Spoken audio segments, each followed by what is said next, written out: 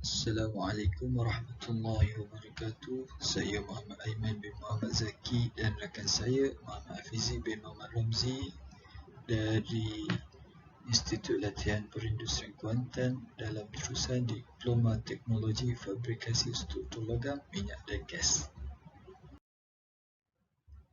Saya ingin menerangkan tentang HIRAC, pengenalan pastian hazard, penafsiran risiko dan kawalan risiko atau lebih dikenali sebagai HIRAC merupakan kaedah bagi membolehkan sesuatu organisasi menguruskan hazard yang wujud di tempat kerja mereka dengan lebih berkesan. Selain itu juga ianya merupakan salah satu dari tanggungjawab undang-undang yang termaktub dalam Akta Keselamatan dan Kesihatan Pekerja 1994 dan Akta Kilang dan Jentera 1967. Tujuan utama HIRAC dilakukan bagi memastikan bahawa kawalan yang sedia ada memadai atau tidak. Tujuan garis panduan ini adalah untuk memberikan pendekatan yang sistematik untuk menaksir hazard dan menganalisis risiko yang berkaitan, yang mana ianya akan dapat memberikan pengukuran bagi sesuatu hazard yang telah dikenal pasti serta menyediakan kaedah bagi mengawal risiko berkaitan. Ia merupakan satu daripada kewajipan am majikan di bawah Akta Keselamatan dan Kesihatan Pekerja 1994 dalam kurungan Akta 514, di mana majikan perlu menyediakan tempat kerja yang selamat untuk pekerjanya dan orang lain yang merancang dan melaksanakan HIRAC. Tujuan HIRAC yang pertama, mengenal pasti semua faktor yang mungkin boleh mendatangkan mudarat kepada pekerja dan orang lain hazard. Yang kedua, mempertimbangkan kemungkinan mudarat tersebut menimpa sesiapa dalam keadaan tertentu dan keterukan yang mungkin boleh timbul daripadanya risiko. Yang ketiga, membolehkan majikan merancang, memperkenalkan dan memantau langkah pencegahan untuk memastikan risiko tersebut dikawal secukupnya sepanjang masa. Merancang aktiviti HIRAC. Yang pertama, situasi apabila hazard mendatangkan ancaman besar. Yang kedua, situasi tidak pasti bersama ada kawalan sedia ada mencukupi ataupun tidak. Yang ketiga, situasi sebelum melaksanakan langkah pembetulan atau pencegahan. Proses HIRAC. Yang pertama, mengelaskan aktiviti kerja. Yang kedua, mengenal pasti hazard. Yang ketiga, menjalankan penaksiran risiko, membuat analisis dan menganggarkan risiko daripada setiap hazard dengan menentukan atau menjangkakan. Apa itu? Menjangkakan atau menentukan kemungkinan berlakunya hazard atau keterukan hazard.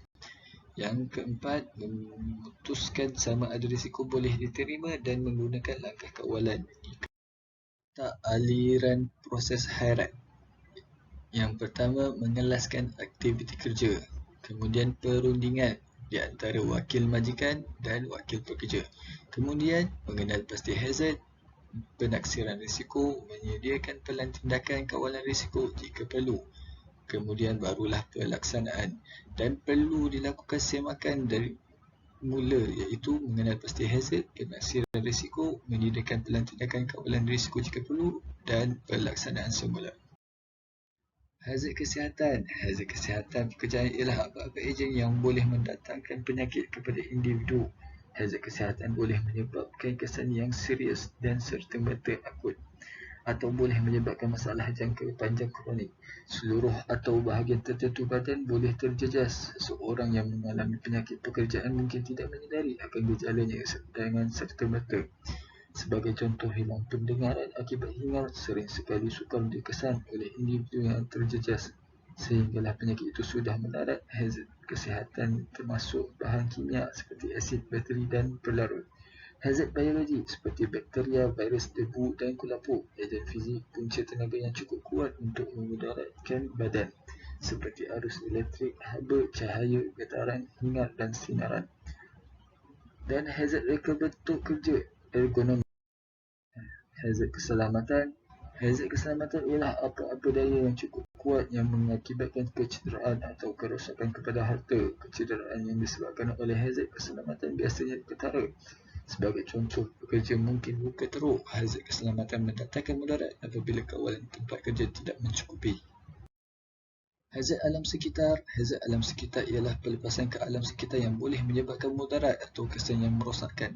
Pelepasan ke alam sekitar mungkin tidak seketara. Sebagai contoh, pekerja yang menyalurkan sistem glikol dan melepaskan cecair tersebut ke dalam pembentuk ribut mungkin tidak sedar akan kesannya kepada alam sekitar. Hazard alam sekitar mendatangkan mudarat apabila kawalan dan prosedur kerja tidak dipatuhi. Teknik pengenalpastian hazard. Yang pertama, apa-apa laporan siasatan kejadian berhazard. Yang kedua, rekod pertolongan cemas dan rekod kecederaan ringan. Yang ketiga, program pelindungan kesihatan di tempat kerja. Yang keempat, apa-apa keputusan pemeriksaan tempat kerja. Yang kelima, apa-apa aduan ada dan komen kaki tangan. Yang keenam, apa-apa laporan, kajian dan ujian oleh pihak kerajaan atau majikan berhubung dengan keselamatan dan kesihatan kaki tangan.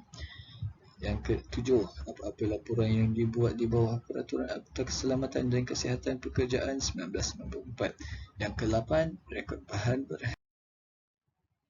metodologi pengenalpastian dan penaksiran hazard. Yang pertama, langkah dan tempoh masa untuk mengenal pasti dan menaksir hazard. Langkah untuk pengenalpastian hazard dan tempoh masa untuk pengenalpastian ini mestilah ditetapkan.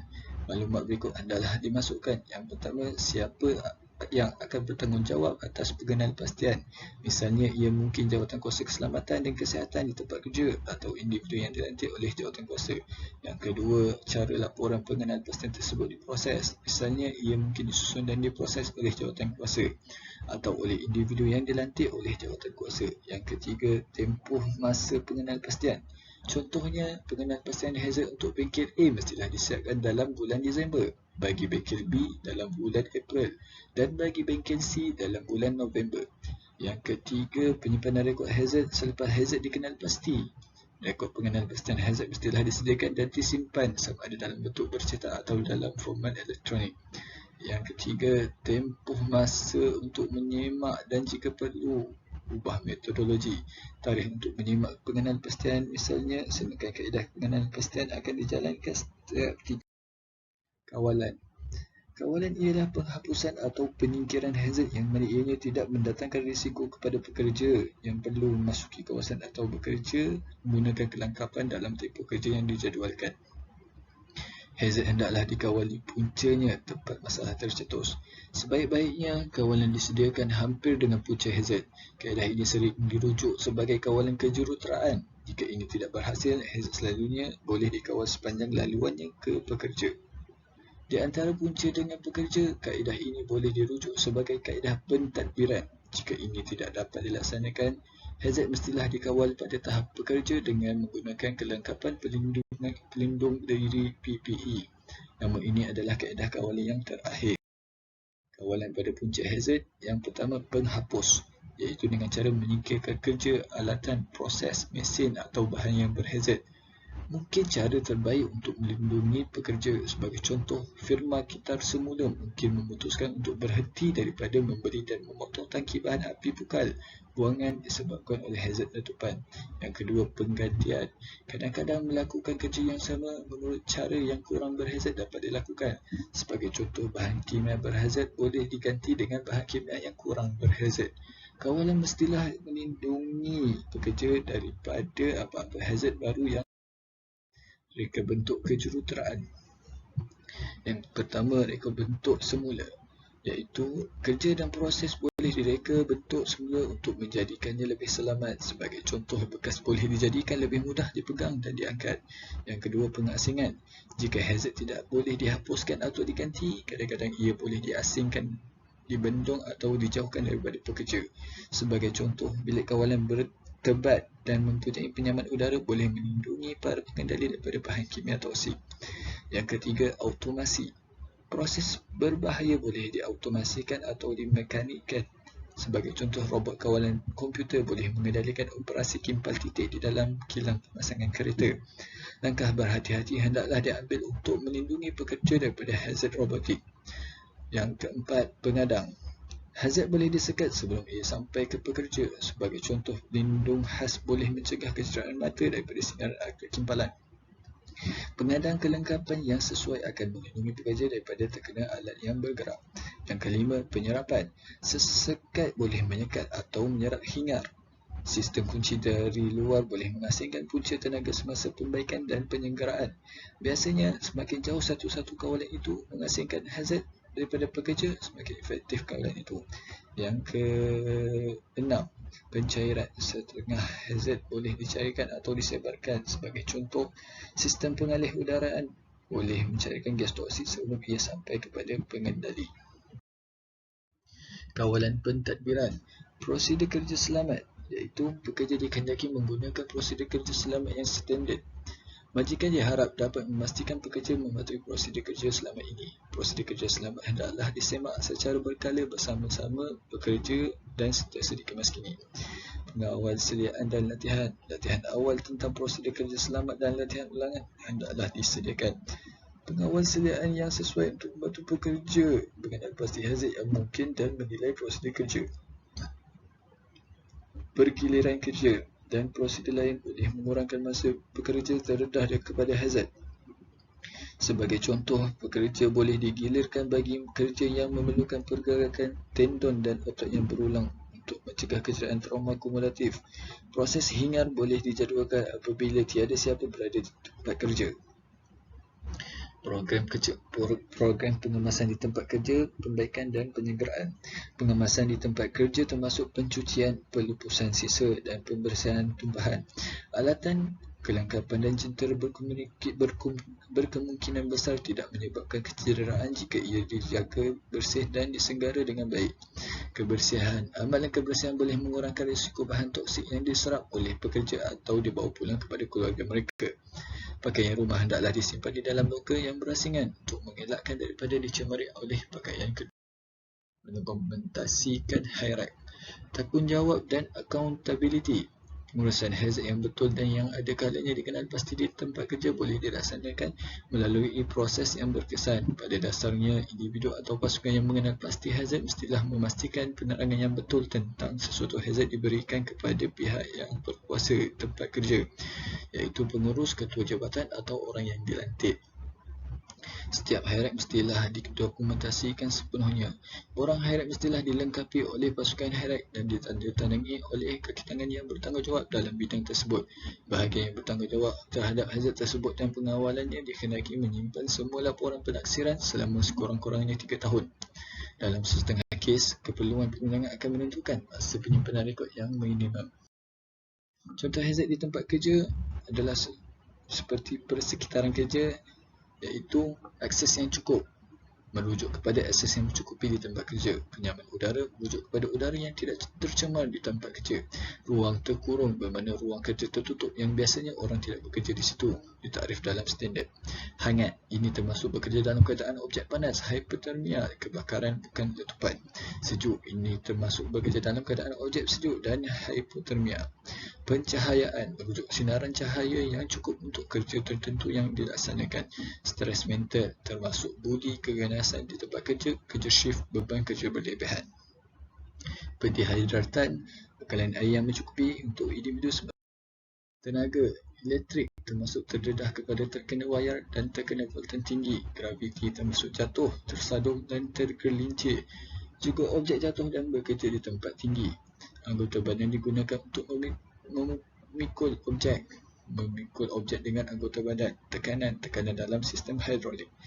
Terkena objek bergerak tetapi tidak termasuk objek yang jatuh.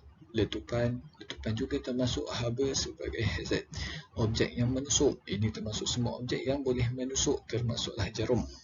Getaran termasuk getaran kepada beberapa bahagian badan atau seluruh badan. Akustik atau hingar termasuk pendedahan kepada satu pendedahan bunyi yang mengejutkan atau pendedahan jangka panjang. Mekanikal seperti kenderaan, tersepit di antara kenderaan, dilanggar oleh atau terlanggar kenderaan, termasuklah forklift. Alatan mudah alih dan tetap, tersepit di antara alatan, dilanggar oleh alatan atau terlanggar alatan, ditarikh dalam perundangan. Kelengkapan berkuasa elektrik termasuk kelengkapan perkakas dan peralatan elektrik, berkuasa elektrik atau bahan bakar. Kelengkapan tanpa kuasa elektrik termasuk perkakas tangan, peralatan dan kelengkapan yang tidak menggunakan pengenalan manual, mengangkat, membawa. Merujuk stres otot semasa mengangkat, membawa atau meletakkan objek. Pengendalian lain merujuk stres otot semasa mengendalikan objek selain di atas. Tanpa pengendalian merujuk stres otot tanpa mengendalikan objek. Pergerakan berulang merujuk pergerakan berulang dan pergerakan memuat yang menggunakan otot rendah. Ergonomik termasuk lesu, stres atau kesilapan disebabkan reka bentuk tempat kerja. Haiwan dan serangga seperti gigitan atau sengatan termasuk gigitan dan sengatan daripada haiwan atau serangga. Biologi, mikrobiologi termasuk bakteria, kulat, virus, parasit atau produk tisu, benda lain manusia atau haiwan. Kimia, merujuk terkena satu kali atau terkena jangka panjang dengan bahan kimia mudah terbakar. Merujuk bahan kimia yang terbakar mengakis. Merujuk bahan kimia yang mengakis tisu atau lubang. Toksik, merujuk bahan kimia yang beracun. Pengoksida, merujuk bahan kimia yang akan memberikan oksigen kepada api atau segera bertindak balas. Gas termampat, merujuk gas yang berada di bawah tekanan. Kesimpulannya, kajian hairat penting untuk penambahbaikan keselamatan di sesebuah tempat. Keselamatan setiap aktiviti yang dilakukan di tempat tersebut dapat ditingkatkan melalui pengawalan risiko yang dilakukan dalam kajian hairat ini. Hazard yang dikenal pasti daripada aktiviti kerja di tempat tersebut dapat dikawal dan dikurangkan juga melalui kajian ini. Hal ini boleh mempertingkatkan produktiviti individu dalam melakukan kerja dengan pengurangan hazard di tempat kerja. Sekian, terima kasih. Assalamualaikum warahmatullahi wabarakatuh.